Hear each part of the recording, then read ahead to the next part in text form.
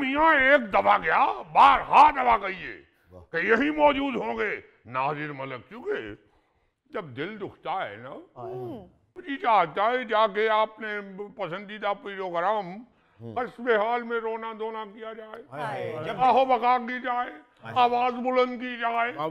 آپ کا رونا دھونا کیسے نظر آئے گا؟ آپ کے آنسو تو یہ اینک پی جاتی ہے۔ ارے او اپنے آنسو پینے والے پرندے،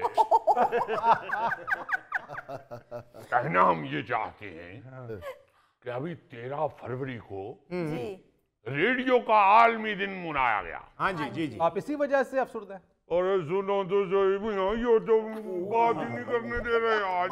کریں ارے یار ناراض نہ ہو ناظر صاحب، بات کیجیے بات۔ ارے جب یاد کیا کہ ریڈیو جو تھا وہ کیا ہوا کرتا تھا، جی وہ ایک چھوٹی سی جو ڈبیا ہوتی تھی، ارے علم و ادب کا خزانہ دفن ہوتا تھا اس میں۔ کیا کیا بالکل۔ اور اب ریڈیو جب بھی سنتے ہیں کلیجہ منہ کو آتا ہے، نہ کوئی تلفظ کا خیال کیا جاتا ہے، نہ کوئی علم و ادب بانٹا جا رہا ہے۔ ارے بھائی یہ کون سے بھی پروگرام شروع کر بیٹھے ہو، اور نہ وہ معیار ہے، نہ وہ معیار رہا۔ ابے تھوڑا سا میوزک چنچک چنچک چنچک چنچک چنچک،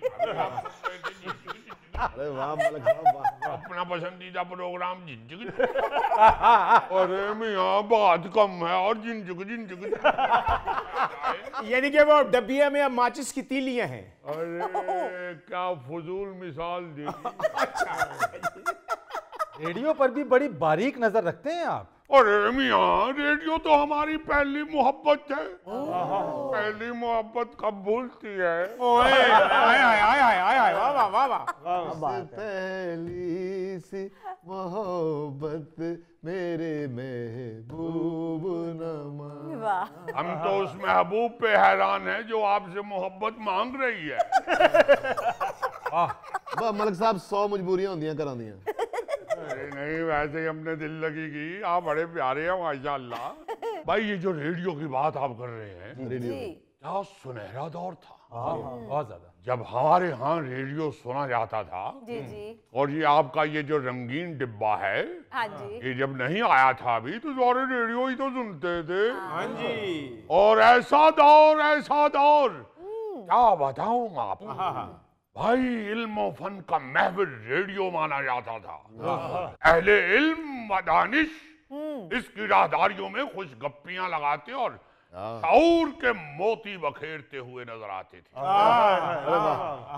بھائی بڑے بڑے ترم خان ریڈیو پہ جا کے بھیگی بلی بن جاتے تھے۔ بھیگی بلی آج کل تو دیکھی ہوگی، بڑی بارش ہوئی ہے، اور کسی ایرے غیرے نتھو خیرے کا داخلے کا تصور بھی محال تھا۔ کہا جاتا تھا کہ تلفظ سیکھنا ہو تو ریڈیو سن لو، الفاظ کی نشست و برخاست، روانی، لچک، رچاؤ، سبھی کچھ تو اس جادوئی ڈبے میں موجود تھا ملک صاحب جسے زمانہ ریڈیو کے نام سے جانتا تھا۔ ایسے ایسے پڑھے لکھے اور پختہ صداکار کہ میاں شین قاف سن کے لطف آ جائے۔ بھائی جس کا شین اور قاف درست نہ ہو اس کا مائکروفون تک جانا ممنوع تھا۔ ناظر میاں یہ شین کاف سے مراد شعر اور قافلی کی ہے نا؟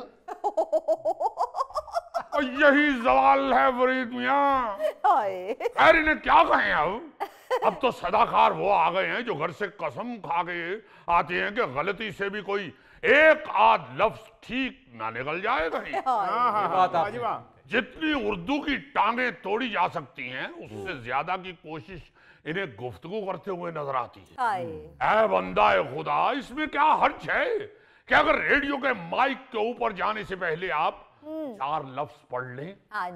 کوئی صرف بولنا ہی کمال نہیں ہے، بولنے کے لیے خوبصورت الفاظ کا چناؤ بھی کمال ہے۔ یہاں بے تکان بولنے کی ایک دوڑ لگی ہے بھائی، جس میں زبان و بیان اور علم دور کہیں ششدر کھڑے دیکھ رہے ہوتے ہیں کہ یہ کیا ہو رہا ہے۔ مالک صاحب آپ کی اردو بہت اچھی ہے، اندازہ ہوتا ہے کہ آپ نے ریڈیو کیا ہوا ہے۔ فرید صاحب ہمارے محلے میں تو ان کی ریڈیو ٹھیک کرنے کی دکان بھی تھی۔ ये तो चाहता है कि उठ के तुम्हारा खोपड़ा ठीक कर दूं। अरे भाई कैसी फजूल बात कर रहे हो? बात ही की है सर। क्या को बात करने वाली यानी आप लोग जरा सा करने के लिए अगले के करेक्टर को खराब कर देते। आप कैसे बैठे आप? सीट पे आप बैठे। मुझे हुक्म करें मैं इसके ऊपर बैठ जाता यार मैं रेडियो पे सदाकारी की बात कर रहा हूँ यार, आपने रेडियो ठीक करने के हवाले से मलिक साहब को कह दिया, गुस्सा ना करें। तशरीफ रखिए। हम नाराज हो जाएंगे। अरे नहीं नाराज, तशरीफ रखिए मलिक साहब। आप नाराज हो गए तो हमें इल्म की बातें कौन बताएगा? तू तो सीख लेगा।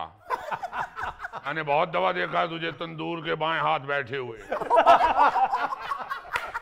तुम्हारे इर्द गिर्द लड़के बैठे होते हैं ना, वो सारे तुम्हें इल्म ही सिखा रहे होते हैं। देखा हमने खुद भी।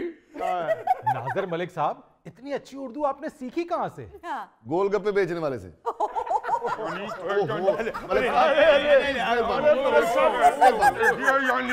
देखिए मलिक साहब प्लीज। हमारी सारी जिंदगी की मेहनत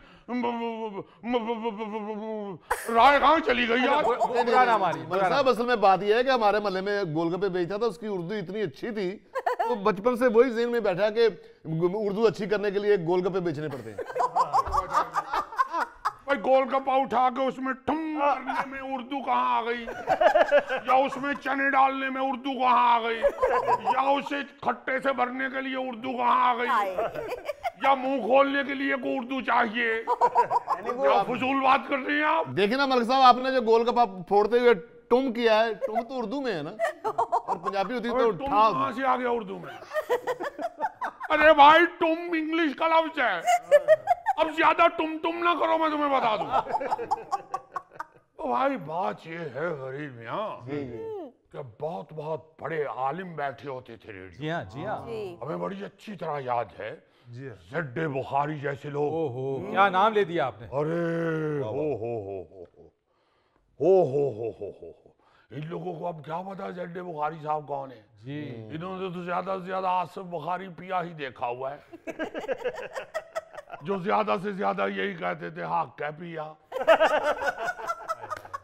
अरे मियाँ क्या बात कर रहे हो? हमें तो अच्छी तरह याद है 14 अगस्त 1947 को जी मुस्तफा हमदानी ने जब ऐलान किया अस्सलामु अलैकुम पाकिस्तान ब्रॉडकास्टिंग सर्विस, हम लाहौर से बोल रहे हैं।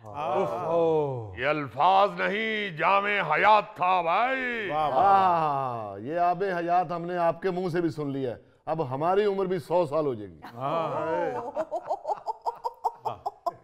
फरीद मियाँ मेरा ख्याल है कि हम दोनों गुफ्तगू के लिए कोई और जगह का इंतखाब कर ले। मलिक साहब, अभी इनको अंदाजा नहीं है कि वो अल्फाज जामे हयात क्यों कर कहलाए। अरे क्या अंदाजा होना है इनको? आपने जो इधर दानिश्वर बिठाया होता है, वो नामुराद क्या नाम है उसका, अजीजी, उर्दू का सत्यानाश तो वो कमबख्त कर रहा होता है। उर्दू और पंजाबी का इस तरह का वो अधरिड़का बना देता है कि क्या बताऊं आपको।